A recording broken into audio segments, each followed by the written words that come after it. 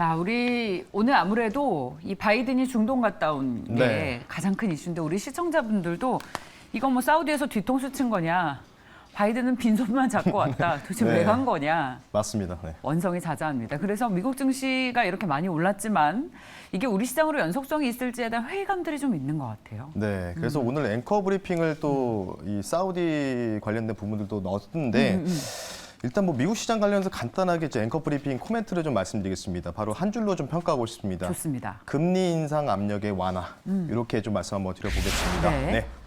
뭐 이해와 관련된 코멘트는요, 페드와치 툴에서 볼 수가 있는데 그 지난주 CPI 발표하고 나서 이 금리 인상을 100bp 할 수 있는 가능성들이 78%까지 올라갔다가 지금 이제 확인해 본 결과는 지금 25%대로 또 떨어졌어요. 네. 그만큼 이제 75bp. 그에 대한 이유는 이제 연준에서의 선봉장이죠. 바로 블라드 연은 총재가 적당한 금리는 75bp가 적절한 수준이다라고 평가했던 부분 때문에 오히려 이에 대해서 좀 트리거가 발생하면서 진행이 됐었고, 소매 판매 지수라든지 이제 뉴욕 제조업 지수가 조금은 굉장히 긍정적인 결과가 나왔지만, 그래서 좀 미국 증시가 좀 상승 랠리가 계속 이어지다가 순간적으로 철렁했던 게 있었습니다. 바로 바로 이 수입 물가 지수가 예상보다 하회했던 부분들. 근데 오히려 이거를 이제 시장은 긍정적으로 받아들이더라고요. 그러면 이제 금리 인상은 더 이상 빅스텝을 밟지는 못할 것이라는 이 투자자들의 이 심리가 반영되면서 관련된 부분에서 3대 지수가 아주 멋지게 3대 지수가 자체가 정배열로 상승 마감했다. 이렇게 좀 말씀 한번 드려보겠습니다. 자, 그러면 일단 금리 인상에 대한 압력이 완화했다. 이에 따라서 주식시장이 랠리를 펼쳤다.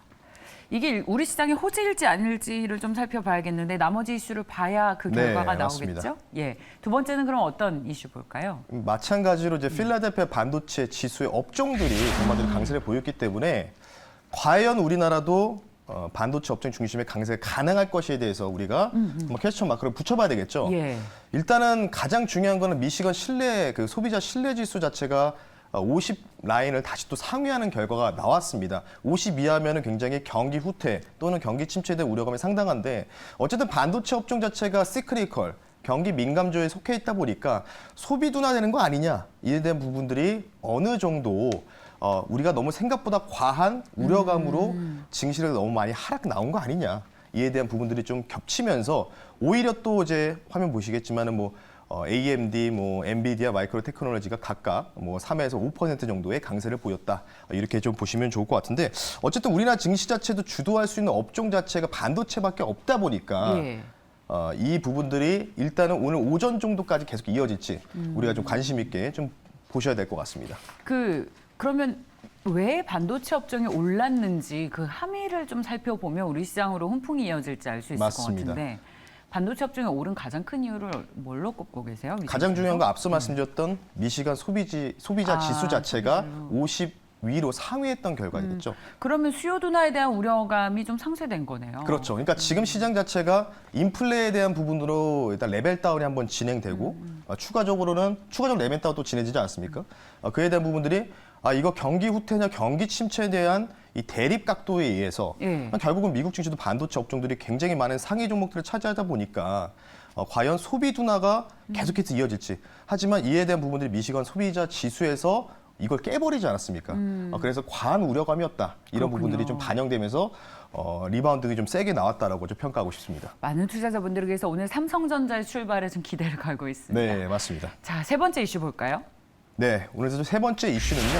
바로 성과가 없는 바이든의 중동 순방. 앞서 우리 캐스터분들이 계속해서 예. 말씀드렸는데 요거는 이제 제 의견이 아니고 예. 로이터 통신에서의 그냥 헤드라인을 발췌를 한 내용입니다.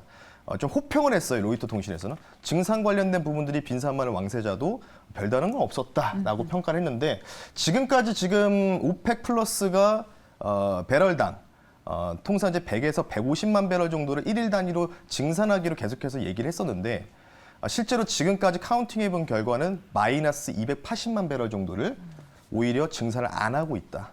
이런 부분들. 그래서 관련된 부분들을 좀 참고하시면 좋을 것 같고 드라이빙 시즌이 통상 미국에서는 5월에서 7월 정도로 이어지고 있는데 지금 이제 7월에 거의 막바지인데 이에 대한 부분들이 이제 어느 정도 이제 미국의 주유소라든지 이런 부분들에서 선물 사재기들, 가스라든지 뭐 가솔린 사재기들이 많이 들어가는데 이에 대한 지금 물량들이 거의 지금 추대가 되고 있다는 또 분석도 제기되고 있습니다. 그러면 이제 과연 국제 유가 자체가 90불 이하로 언더퍼폼할 수 있을지. 물론 이제 오늘 속보에 따르면 바이든 대통령의 그 백악관에서는 이런 선명이 나왔죠. 좀 갑작스러운 뭔가 성과 있는 또 성명을 또 발표할 수 있다. 이런 또 뉴스도 백악관을 통해서 성명서가 발표됐기 때문에 과연 이 발표가 나오고 나서 WTI가 90달러를 하회하면은 굉장히 좋겠지만은 가장 중요한 건 뭐냐면 계단식 하락이 좋지 일시적으로 갑자기 툭 꺼지는 급락은 조금은 안 좋을 수도 있다. 이런 부분들을 한번 말씀 한번 드려보겠습니다. 그러면 국제유가가 하향 조정의 무게가 더 실리는 건가요? 아니면 여전히 앞서 오늘 보니까 소매 판매 지표도 좋게 나왔고 네. 바이든도 성과 없었고 맞습니다. 지금 또 외신에서는 러시아 없이 사는 방법을 좀 고민하자라는 네. 걸 보면 국제유가 상승 쪽에 좀 무게 실리는 것 같기도 하고요. 맞습니다. 어느 쪽으로 보세요?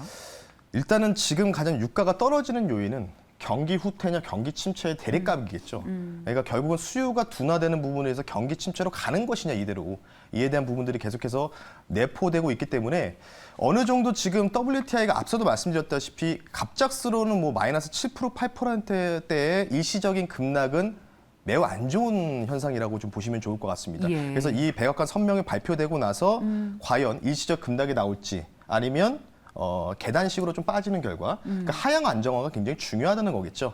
그 부분들에 여러분들이 키포인트를 두고 WTI 유가를 한번 살펴보셨으면 좋겠습니다. 좋습니다. 매니저님 오늘 완전히 앵커로 이제 탈바꿈하셔서 너무도 네. 잘하시는 거 아닙니까? 네. 자, 그러면 오늘 이런 이슈들을 통해서 자 미국 증시 2% 상승이 얼마나 유의미할 것인지 네. 우리 시장으로 이것이 연결될지 저희 프로그램 내내 고민을 하고 답을 함께 찾아보시죠. 지금까지 앵커 브리핑이었습니다.